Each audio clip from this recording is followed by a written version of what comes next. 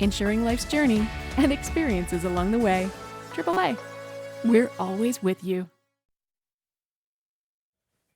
Right now at 5, chaos outside of a home in San Bernardino after a man says his car was shot at while immigration agents were trying to arrest him. We are live with the breaking details.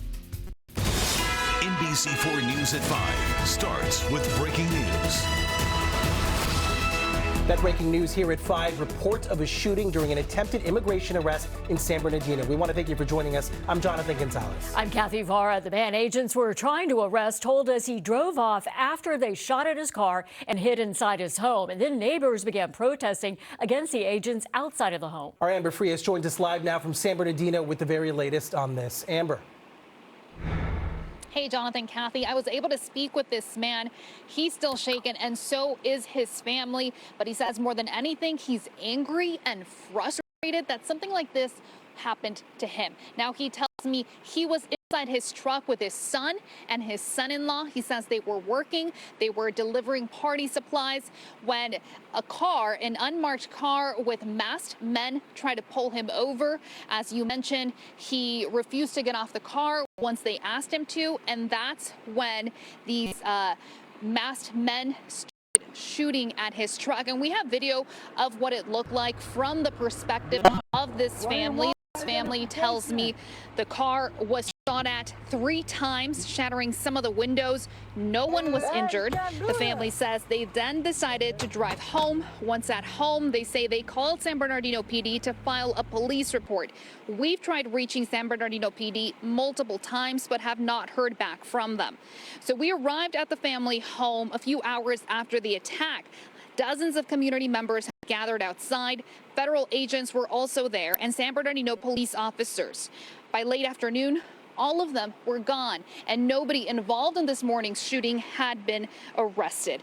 Now, we did speak to the father and his son-in-law on camera, and I will have that for you coming up at 6. But I do want to reiterate that we've worked to confirm this information with San Bernardino police, but have not heard back from them all day. We've also reached out to DHS, but no answers from them yet. Reporting live from San Bernardino, Amber Frias, NBC4 News. Thank you, Amber. Meanwhile, a grandmother is dead, a granddaughter hurt after a suspected DUI driver slammed into their home in Downey. Now, the driver was arrested for driving under the influence. NBC4's Tracy Leon live in Downey, where she spoke to the family. Tracy. Yeah, Kathy, and you can see that home boarded up right behind me here on Gallatin Road. The pieces of plywood that are covering car slammed into where the grandmother's room, and then right next to it, the granddaughter's room. According to family, the driver came down their street around 2:30 this morning. That's when the family heard a very loud sound. They walked outside, and that's when they saw the driver crash into the grandma's room, and it also went into the granddaughter's room. The 73-year-old woman died at the scene. The 24-year-old granddaughter is being treated at the hospital for her injuries. And according to police, it was a 24-year-old man from Maywood who drove his car into their home while they were both sleeping. He was arrested on suspicion for driving under the influence. Here's a family member who tried performing CPR on her grandma after the accident, and she described what she saw. I went to go look, and I just saw her laying there. The car was inside the house, so I immediately started to freak out. And I went outside, and then I realized that the car was inside my sister's room too. So I just had a full panic mode and just started screaming and going crazy. Called the ambulance, 911. They came. My grandma unfortunately lost her life. Police said the driver who slammed into this home was not injured. Again, he was arrested on suspicion of driving under the influence of drugs or alcohol. Reporting live in Downey, Tracy Leong, NBC4 News. Tracy, thank you. We have new details tonight in the search of a 7-month-old boy in the Inland Empire. Investigators now saying they cannot rule out foul play. The mother of Emmanuel Haro says he was kidnapped after she was attacked in the parking lot of a shopping center in Yucaipa. She says she was just about to change the baby's diaper when someone came up behind her. Someone said, "Hola," and I couldn't even turn, and that was just, I don't remember nothing. I got off the floor and I didn't see my child. Someone took him from me. Yucaipa police released a statement saying they deployed canine scent tracking dogs, but officers have not yet located that 7-month-old. Now to a live look at LAX. You won't see any Air Canada planes today. The company has suspended all operations as its flight attendants go on strike. But now Canada's government is forcing the striking flight attendants at Air Canada back to work. Early this morning, some 10,000 flight attendants walked off the job over pay issues, stranding more than 100,000 travelers around the world.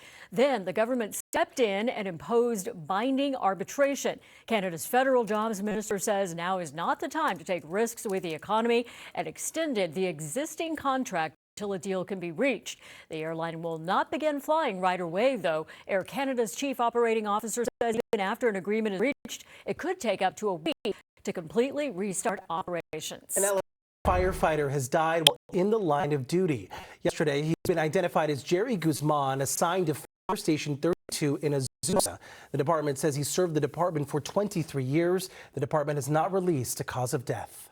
Hurricane Era now a Category 5 storm as it nears the Caribbean. The hurricane was a Category 3 yesterday evening before quickly strengthening this morning. Era is expected to curve north between the U.S. East Coast and Bermuda this week. Era is not forecasted to hit land as of now, but the winds are impacting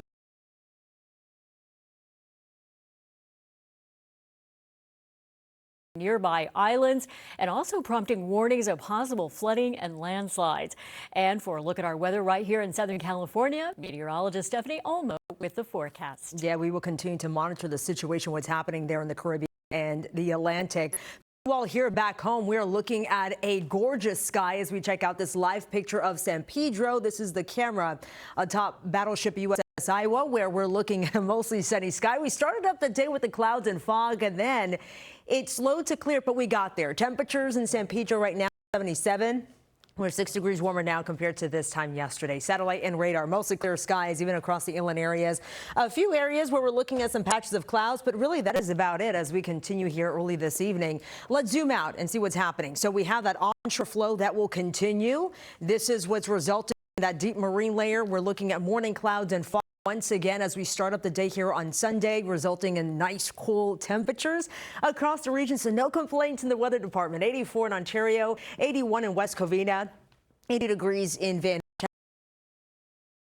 Temperatures currently in the area of Oxnard at 70 degrees right now. This evening for Los Angeles, we are looking at temperatures at 74 around 7 o'clock. The sun will be setting at 7:38. By 11 o'clock tonight, we're looking at mostly cloudy skies. Temperatures here in the upper 60s. Stay tuned. I know it's a gorgeous weekend, but we are tracking a warm up once again as we head into this week. We'll have it all in your extended forecast coming up right after the break.